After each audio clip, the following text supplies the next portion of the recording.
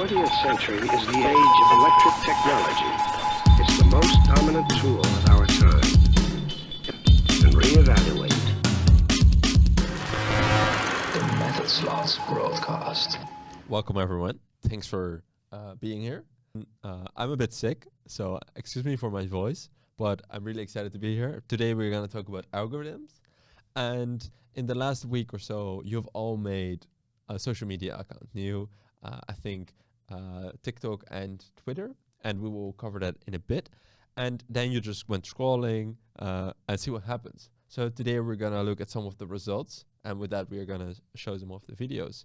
And hopefully we're going to answer the question, what is an algorithm and how does it work? But before we get started, let me just ask you, Zep, do you remember any of your initial thoughts when we decided to make an episode about algorithms? Yeah, so I think our whole premise of the podcast is to look beyond content and into the narrative of the medium, right? So initially, when I think about an algorithm, I think about, me getting sucked into YouTube and them knowing what I like. So immediately I thought, like, an algorithm is your companion. Like, it knows you, it serves you. So I think that was my initial conception. Okay, great. And, when I was preparing for this episode, I came across the following definition. And I want to read it. And then I'm curious what your initial thoughts are. An algorithm is when a programmer doesn't want to say what they did.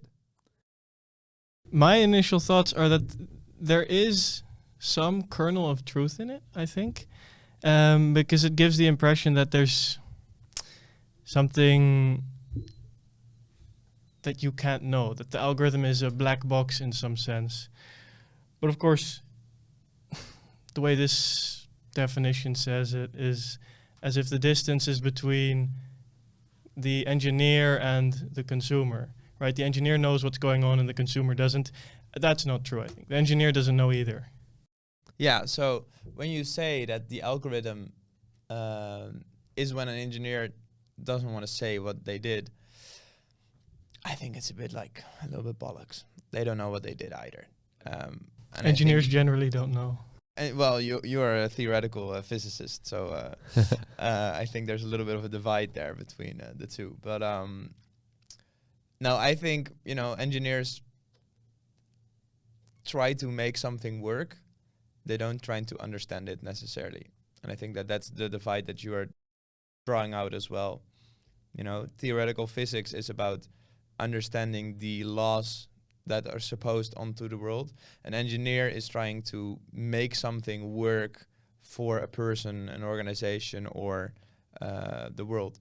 So I think in that they don't even have the necessity to know the AI or the algorithm or the bridge that they built, as long as it works.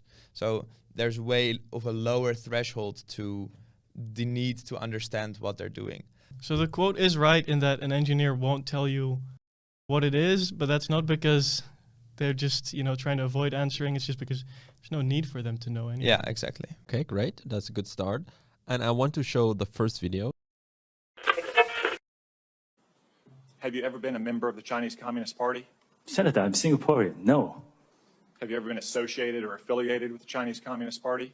No, Senator. Again, I'm Okay. Singaporean. Let me ask you some hopefully simple questions. You said earlier, in response to a question, that what happened at Tiananmen Square in June of 1989 was a massive protest. Did anything else happen in Tiananmen Square? Yes, I think it's well documented. There was a massacre. Yeah, so this is the TikTok CEO. I forgot his name.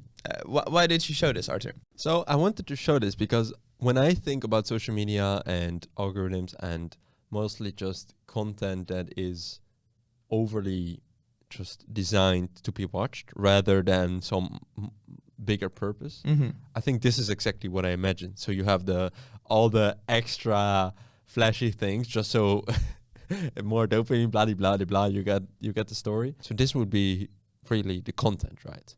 I think that's also this thing which you brought out earlier, is you can look at the content and you can look at another way, it's just the medium.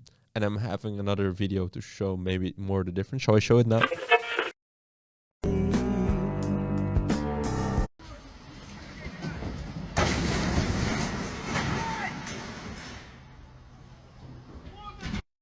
¿Cómo estás? A smart woman can make a poor man a millionaire. Una mattina mi sono alzato. Heel lang ik al niet meer in discussie gaan met mijn.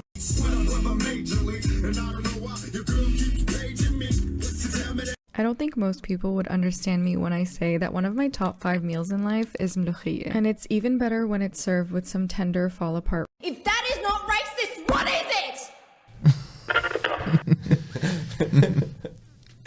So I think here we have 2 videos, both of the screen recording from Zep, when you made a new social media account, TikTok in this case, and you just went scrolling and see what happens. And so when we show the first video, I think my initial reaction is, oh my God, this is horrible. Like, why all this editing, right? But then I think what I see in the second video is you have more the thing that you don't see. It's not the videos, but it's the scrolling. I think maybe the longest video you watched was like 4 seconds, and then you went scrolling, right? You would say the first video is just the content of a TikTok, and then the second video shows some of the form. But I think it's important to notice that we don't have any understanding of what scrolling is without actually looking at the content. You don't have a separate scrolling. You just, I mean, what we did is we perused through content during our research. I went through Twitter, and hopefully at some point you get a feel for what the form is. But it's, yeah, so my skepticism is at that level. The form of the TikToks is inseparable from the content of them. Yeah, so we'll get into your feed in a bit, but Zeb, I feel you want to scream and respond. Go ahead. I think what's really interesting, what really captivated me about putting the content in this way is, you know, TikTok, it does nothing that just throw stuff at you. And they try to make more and more of an educated guess as to what you would like, what you would be interested in, what you give feedback on that affirms that you like it, right? We saw one of the videos of Denzel Washington. We were undecided whether they were AI or not. I haven't really considered them, but I think within 10 videos of starting TikTok up, I watched one and I was like, oh, it's interesting. What does this guy have to say? And then I got berated with Denzel Washington videos. It felt like 100. I think, Arthur, you Yes. counted it a little bit. It was more like 10, 15. Oh. But I just kept getting Denzel Washington talking about women and that you need to work and that you can have women and that here he said poor women can get rich off of a rich man. Like, sure, you know, I thought the guy was quite a nice guy. I like his movies. I like his views on culture. So that was my initial feeling about Denzel, and then the videos just disproved that. And at this point, like, I was in such a reflexive moment, and that's also probably because I did it consciously recording the content that I was recording. But I was just like, I don't want this in my feed. I don't want this in my feed. So then it becomes like a second level thing. Like, I am in this conversation, in this dialogue with the algorithm. Basically, whatever I do is feedback to the algorithm. Like, if I scroll within a second, that's feedback I don't like it. If I look at the comments, that's feedback I do like it, or it's controversial for me, or I don't understand it immediately necessarily, right? So I think that that's maybe one of the things that the second video and the first video, mostly the second video, showed, that when you zoom out from this is a video about the TikTok CEO who is in Congress, who talks about a controversial thing that happened in China, which the Chinese say, like, that's a video. And the way that you have the video on the top side and it's heavily edited, and on the bottom side you have like a game with a ball that's spinning, and like through that you analyze a video and you analyze the way that a video is trying to vie for your attention. I know a friend of mine a colleague of mine who is quite a famous YouTuber. He has like a TikToker. He has like 1 million subscribers there. He says that a good video, then less than half of the people have scrolled away after 3 seconds. That's successful, and so unsuccessful is always less than half the people, or more than half the people scroll away within 3 seconds. Yeah, so it's like 1 to 2 seconds is like already half the people have scrolled away. But yeah, so that's the essence of the algorithm. It just throws at you, or like that's one of the essences that I can read, right? It just throws stuff at you, and it just is like a little leech just waiting, like, oh, he watched this for 30 seconds. Let's show more Denzel Washington. Is it failing when it throws these 10 Denzel Washington videos at you? Yeah, I think it's failing. Okay. Because what it's trying to do is get you to be on there more, because that's the whole business model of the social medium, that you are on the platform as long as possible so that they can show you advertisements as much as possible. And your data is just a means to get you to be there as long as possible, right? If you look at why an algorithm is designed, and this comes back to the core that we just discussed about the engineer. You know, the engineer, it's also a black box for the engineer. It's also the black box for the person making it. Well, I do want to comment on that really quick, because so we got the programmer of the algorithm and the consumer, but then of course there's also, I think we've implied it, but there's also the creator, right? Yeah. The creator of these videos. Yeah. They actually put the the little editing in. Okay, bringing up the creator, I think that's interesting, because I would say that the creator is just completely part of the algorithm now. I mean, the crazy thing is now most TikToks are just made by AI. You just have these AI generated videos given to you by AI, or I think, is there even still a creator? In some sense, yes, but even the human creators, right? When you make these videos, if you know, like, well, okay, I need to put the Subway Surfers at the bottom and make sure the text flashes like this, that's completely just part of the algorithm. You know that's going to be what's going to garner the most attention. I don't think there's any creative act there anymore. Otherwise, we can also watch your videos first. Yeah. So the important background is my dream is to be a New Yorker. I've been culturally appropriating New York culture. So I bought a New York Rangers beanie. I mean, I don't really know that much about hockey, but I just decided, okay, I want to become a hockey fan. And after I bought it, I went on YouTube and I had to consciously type out, okay, New York Rangers game, this and that. And that, I would call it non-algorithmic, pre-algorithmic, because there's this question of, okay, I want to watch something, I manifest that through my typing, but there's this distance because, well, am I really a hockey fan? There's this level of self-consciousness or like anxiety when you type and you have to question if it's really what you want to see. Right? Because you have to choose what you look at. Now, I'd like to contrast that with my experience purely in the algorithm on Twitter. So I think this is just after. Yeah, this is right after. Yeah, right after. So I hated this. I thought this was awful. But here, the problem is, of course, I just made a new Twitter account. Yeah, okay, maybe this one isn't that interesting, actually. I just thought it was terrible. No, but we can look at the second one, because this is a little later. I don't know how much time? 20 minutes later. It went pretty quickly. And then bam! So you're fulfilling your dream of becoming a Rangers fan, huh? Yeah. So I get these great hockey clips, and I'm not.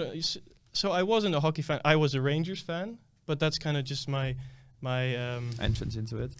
Yeah, and I'm kind of just performing that. It's my profile, but I don't know anything about hockey. But I get these clips, and I'm amazed. I love it. I'm watching this, and I think, wow, I am a real hockey fan right now, because within the algorithm, there's no question of, okay, well, what do I want to watch? What do I want? I just get hockey thrown at me, in your words, and it's perfect, because I watch it and I immediately identify with it, because there's no question of, well, what's my inner self? Am I really a hockey fan? Or what am I looking at? No, it just is there. I watch it. I am a hockey fan. What this characterizes for me is that compared to kind of non-algorithmic exploration of your identity, your interests, the algorithm completely collapses this distance between what am I really and what do I want to watch. When the algorithm works well, you browse through and it feels like there's no mediation. It feels like you're just swimming through it. This is who I am. This is why I would argue that algorithms are so radically good at telling people who they are and teaching people who they are. Yeah. Because there's no question of, oh, well, did I really want to watch this? Is this newspaper really for me? Because I could subscribe to a different one. The algorithm is just you. And I would say there's no distance between yourself and the algorithm when it works well. Yeah. And can I just help to clarify, because I know you are quite critical, I think. Well, I wanted to entertain the thought right now. Okay, let's do it. Because my girlfriend is a hesitant user of YouTube Shorts. She doesn't want to use it, but you know, I have like a weird YouTube client. But most phones, I think, if you start up YouTube, you immediately get confronted with the Shorts right now. So YouTube is quite harshly like putting you into the Shorts track. I understand it. It's way like easier to make money off of that than over long form content. And to keep people's attention. But she is a hesitant Shorts user. So she uses it, but it's more like you use it for an hour or two, and then you're like, what the fuck? I just spent 2 hours on YouTube whilst I was thinking of doing this, whatever. Sometimes we just, are chilling, we're on her phone, and then it's too personal, her YouTube Shorts experience, to show to me. Like, it's too much of her to be able to share with, well, maybe the person in the world who she's most connected with, right? I feel the same. I mean, I was in a lecture hall once. I opened my laptop and my YouTube homepage is on there. I think that's traumatic. That's like as if you get caught masturbating or something, right? It opens up and this is this private self that's just this kind of secret enjoyment that you have when no one's there. That's the algorithm. But I think maybe the reason why it's so personal is because it's a space where it kind of enters into this inner self. When you're scrolling, you don't have any walls you put up, no filter, because you're totally identifying with this action. And then in the real world, that's just never the case. I mean, you're always sort of filtering yourself, thinking about yourself. And then when you're in the real world, and then suddenly this other world where it's as if just someone pulled your soul out of you and then showed it to people, that's confronting. But I don't think it has to be a true soul. Like, I don't know if right now, if I saw my algorithm, I would think, okay, maybe that's a weird part of me. I think in that case, like the performative act that I was feeling because I was being recorded perhaps, gets into there because like there is a second degree of anticipating what you're engaging with, right? I think in that case, then if you are a creator, then you're looking at your TikToks also for how can I engage with this? How can I make a reaction to this? Is this something that I should do? If you're on X and you're trying to be a commentator on the Ukraine war, then you're actively trying to engage with those sources in an active way, right? So in the consumer focus, like I'm gonna sit down and I'm gonna be sent stuff, then the algorithm, like maybe only the algorithm will only work if your sole purpose is just consuming. I don't know. Yeah. Well, okay.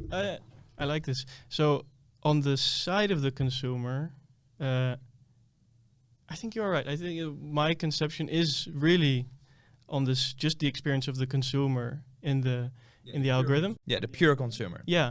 Because I think on that level, algorithms are genius. Because, I mean, base level anxiety of, well, who am I? Just this, I mean, the question of, well, what's my inner me? Am I really expressing that in the right way?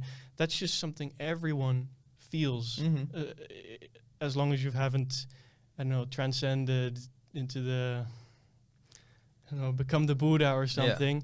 Then you're always confronted with this, and to have just a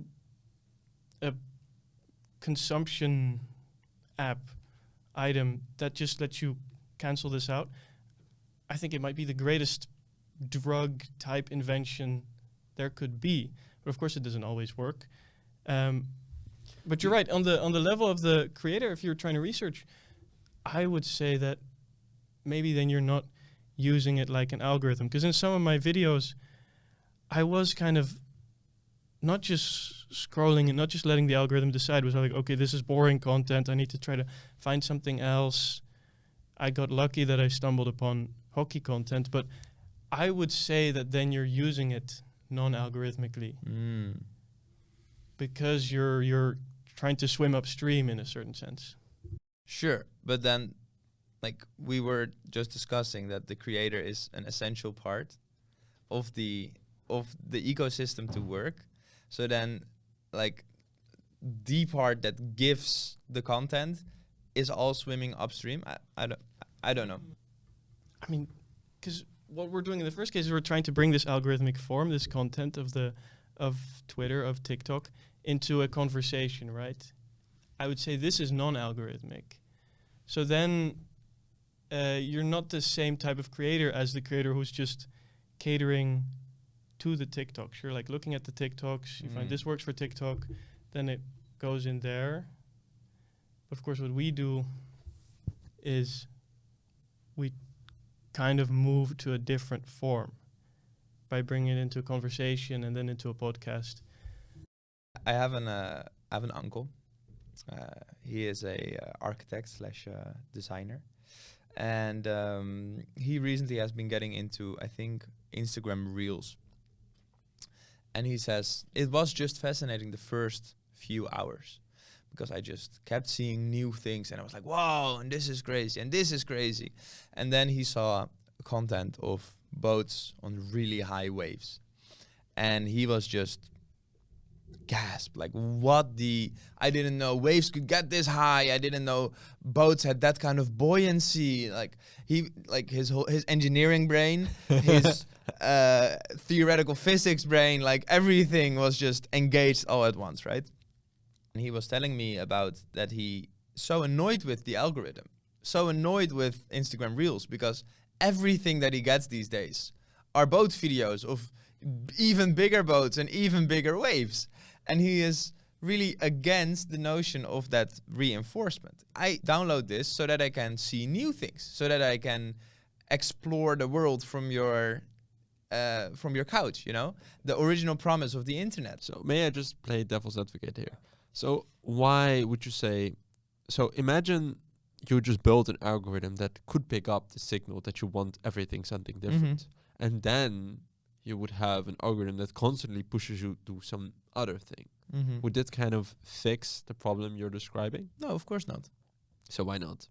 Because he is a extreme corner case, right? I am maybe another corner case. I don't think you've edited that in, but I got a lot of videos of the police. It started with like German police in a train, and then there were two, well, let's call them non-white people who didn't speak any English, German, or French, and they didn't buy a ticket. And then the police officer was like, oh, you didn't buy a ticket. And then they first started talking in German, and then in English, and then in French. And then they had an Arabic colleague, and the Arabic colleague could conversate with them. And then in the comments, like, I was not the target audience for this. I think it's stupid content, but I had some kind of morbid fascination. Like, this is piercing into the other, you know? I try to read newspapers from both sides just to understand something outside of my bubble.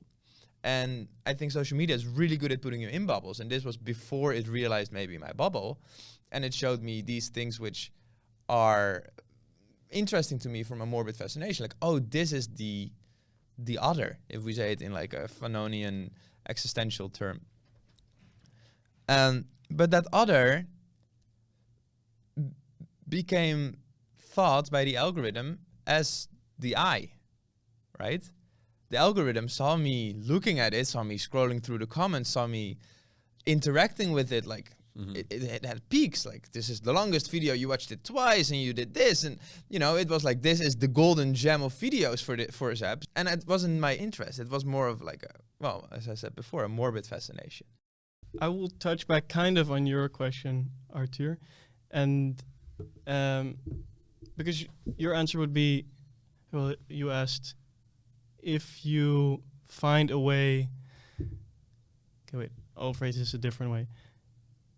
You've spoken about these edge cases these cases where kind of this system of the algorithm doesn't work. Well, I'm right? supposing we're edge cases. Yeah.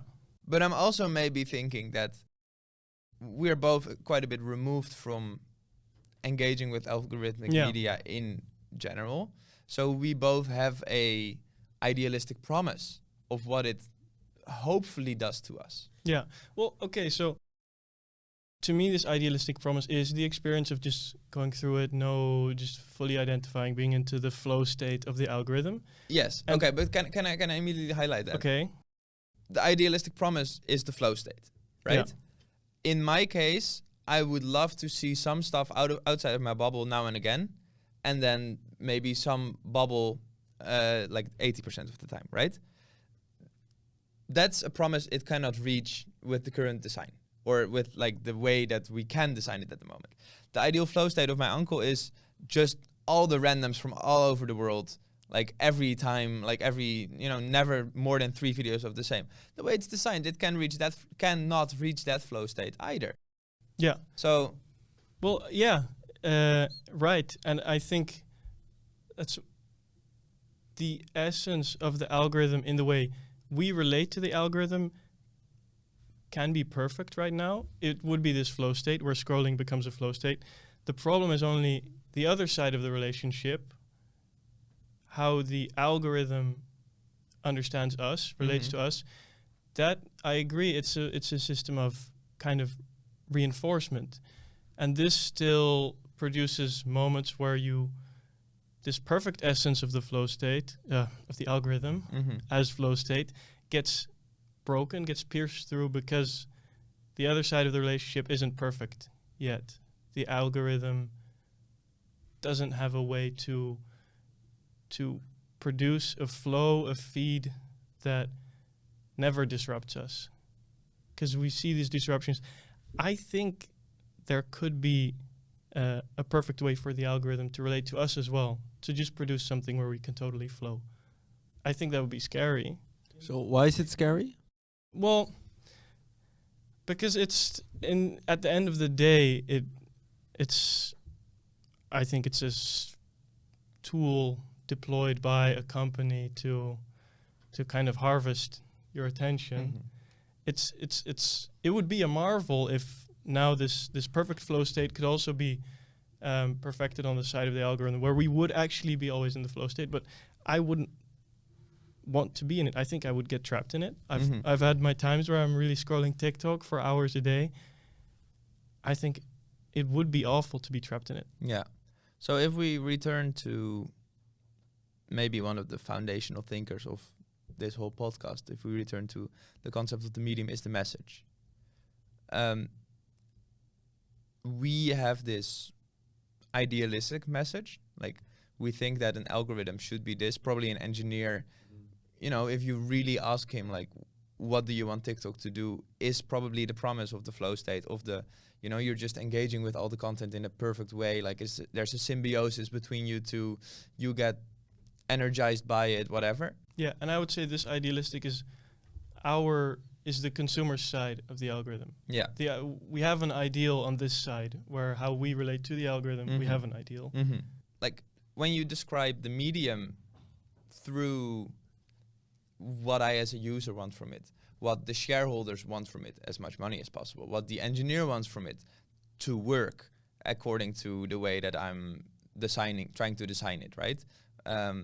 The way that the content creator looks at it, it's like, I want to have as many views as possible. And then maybe there's a monetary angle to it or whatever. But I think that you lose the direction of the medium itself, right? The medium is this thing, like it's there. And we probably, the way that we want it to be is a wrong understanding of what it actually is, because it's colored by our desires, it's colored by our views. The first people writing books made calligraphy on the sides. They didn't understand the essence of what a book is. The users didn't understand what like a printing press is, a book with a printing press. They didn't understand what that kind of book is, what the printing press symbolized, what its essence was, what the message of the medium was. It was like the spreading of knowledge, of information. So I think that the essence of the medium is just reinforcement at the moment, because all these idealistic promises that we do describe and that we do want are not there. Like, it's nothing than just, do you like this? Yes, you like this. More. That's it. Well, okay.